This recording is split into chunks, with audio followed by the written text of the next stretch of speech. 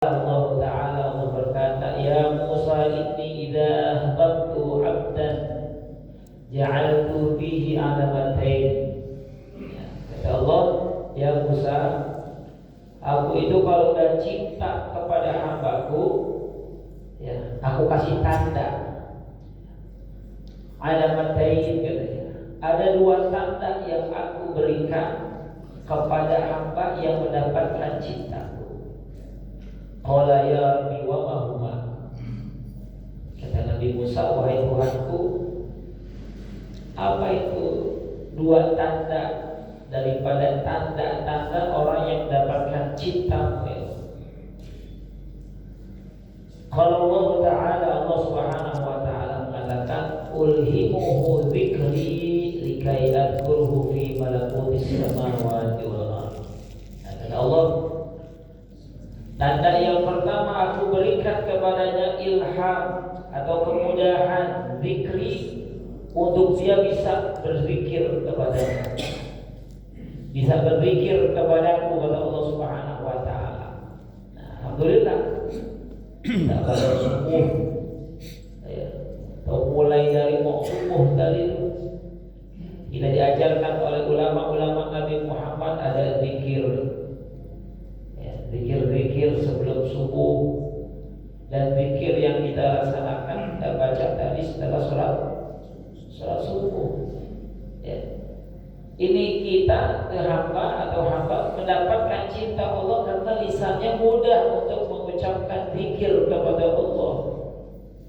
Ya. Apa saja itu zikir? Istighfar.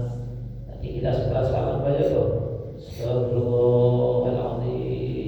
Berapa kali? 3. Boleh ditambah panjangin. Astagfirullahaladzim alladzi la ilaha illa huwal hayyul qayyum wa atubu ilaih. Berapa kali? 10 kali di waktu subuh, 10 kali di waktu maghrib. Ya. Ada sih yang baca 3, boleh. Tapi di dalam kitab Al-Azkar disebutkan ya bacanya 10 kali. Ya. Kitab-kitab ulama lain juga mengatakan dibacanya berapa ya? 10 kali di waktu subuh, 10 kali di waktu maghrib. Ya, la ilaha illallah wahdahu la syarika la lahul mulku wa lahul hamdu yuhyi wa yumiitu wa huwa ala kulli syai'in qadir. Tambah lagi dengan doa, Allahumma ajirni minan nar, Allahumma ajirni minan nar. Berapa kali? 7 kali. Ya, 7 kali di waktu maghrib, 7 kali di waktu subuh. Nah, itu. Ini zikir-zikir yang mengingatkan kita kepada Allah. Berarti sudah ada tandanya tuh orang yang mendapatkan cinta Allah betah sama zikir sholatnya. Ya. Gak kepengen buru-buru keluar dari masjid, gak kepengen buru-buru keluar dari musola. Ada zikir-zikir yang diajarkan gitu. Itu tanda orang yang mencintai Allah. Kenapa tuh? Orang itu dikasih ilham dan diberikan kemudahan sama Allah, lisannya gampang orang buat berzikir. Lezat dia buat berzikir kepada Allah Subhanahu wa Ta'ala. Likai adkuruhu fi malakutis samawati wal ardh. Kata Allah, agar aku sebut-sebut dia. Ini yang berzikir nih, agar aku sebut-sebut ini hambaku fi malakutis samawati wal ardh, di langit dan di bumi. Ya, dibangga-banggain, ya, dibangga-banggain di hadapan makhluk-makhluk Allah yang lainnya di langit, di hadapan para malaikat-malaikatnya Allah Subhanahu wa Ta'ala. Makanya beruntung orang kalau bisa hadir majelis itu, beruntungnya luar biasa. Ketika dia berzikir mengucap kalimat Allah Subhanahu wa Ta'ala, zikir-zikir yang indah yang sudah tersusun, dan bersalawat kepada Rasulullah sallallahu alaihi wasallam. Nabi sallallahu alaihi wasallam katakan dalam sabdanya, yaitu hadis qudsi Allah Subhanahu wa Ta'ala mengatakan, majtama'al qaum yadhkuruna Allah ta'ala illa nada munadin. Kata Allah Subhanahu wa ta'ala, tidaklah berkumpul satu kaum, satu kelompok di suatu tempat, yadhkuruna Allah ta'ala, dia berzikir kepada Allah. Ya. Tadi udah kita habis sholat, ya, di antara ada kadang-kadang khatul Quran, ya, baca Yasin dan lain sebagainya. Daripada zikir-zikir, nada munadin, ya, terdengar suara itu, ya, berkata-kata, "Umu maghfurun lakum, qad budilat sayi'atikumul hasanah."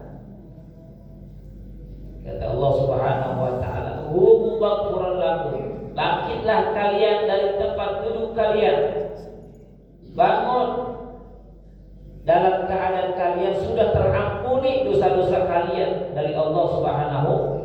Nah, kita pulang dari sini nih Pak, ya, bukan sekedar dapat apa namanya, bukan sekedar dapat siraman, ya, jasmaninya tak ada, ya, rohaninya sekarang.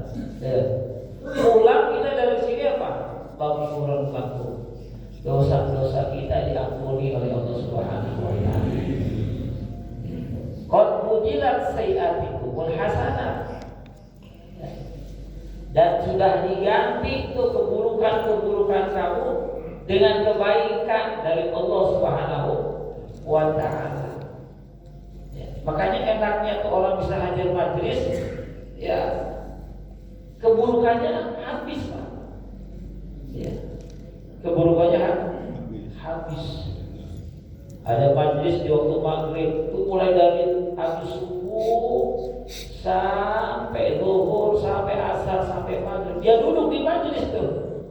Ada dosa nggak di antara subuh dan zuhur? Ada nggak tuh? Ada tuh. Tapi kita pulang dari sini subuh, ya,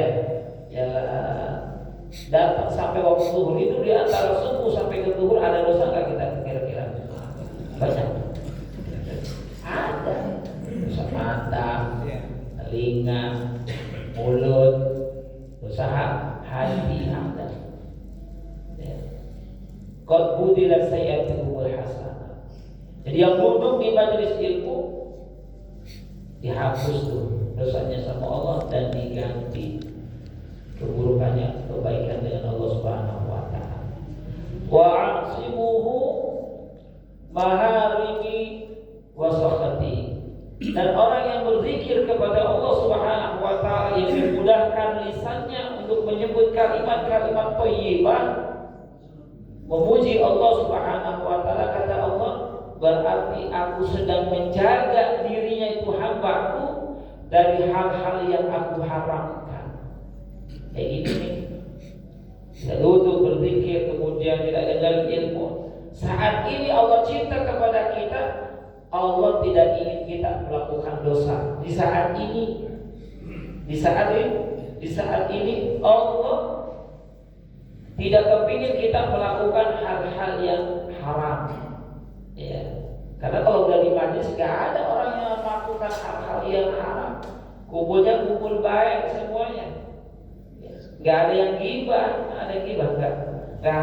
Tadi lo orang lagi ngaji digibah, lagi ngaji dan gibah temannya. Kalau lihat si anu, pada juga barang tapi gibah orang enggak.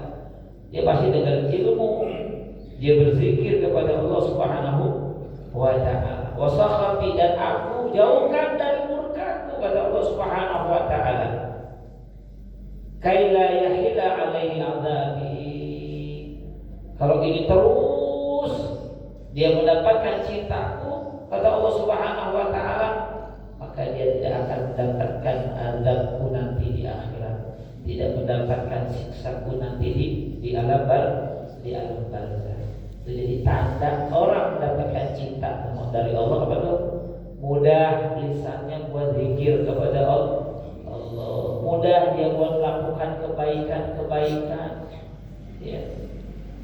Ke masjidnya rajin gitu. Kita bersyukur Pak kalau kaki kita masih bisa berjalan buat ke masjid atau ke musola.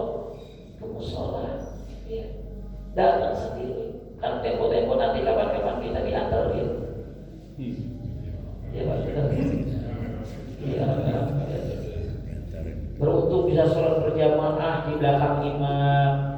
Kapan-kapan kita di depannya imam. Udah pasti nggak tuh? Udah pasti. Kayaknya beruntung ketika kita tuh dikasih kesehatan sama Allah, bisa jalan ke masjid atau ke musola, atau kita bisa sholat berjamaah. Beruntung lisannya masih bisa zikir, masih bisa baca Quran. Kapan-kapan kita dibacain Quran, dibacain ya, bersyukur karena kita akan kembali kepada Allah Subhanahu wa Ta'ala. Dengan pakai malas, ya, jangan pakai ogah, ya. Tapi kita harus meyakini apa yang sekarang terjadi sama diri kita ini. Kita bisa duduk di masjid, kemudian kita bisa duduk di majelis ilmu, itu semuanya karena taufiknya Allah Subhanahu wa Ta'ala. Karena pertolongannya Allah Subhanahu bitaufiqihi saramubihu yudhi'u. Katanya dengan taufiknya Allah Subhanahu wa Ta'ala kita bisa menjadi orang yang taat kepada Allah, menjalankan apa yang jadi perintahnya Allah Subhanahu wa Ta'ala. Dan mudah-mudahan kita jadi orang yang istiqomah atas dasar perintah Allah dan pertolongan Allah Subhanahu wa Ta'ala. Kita sambung pelajaran kita dalam kitab Shahihul Ibad, yaitu nasihat-nasihat. Tadi baru pembukaan tuh Pak.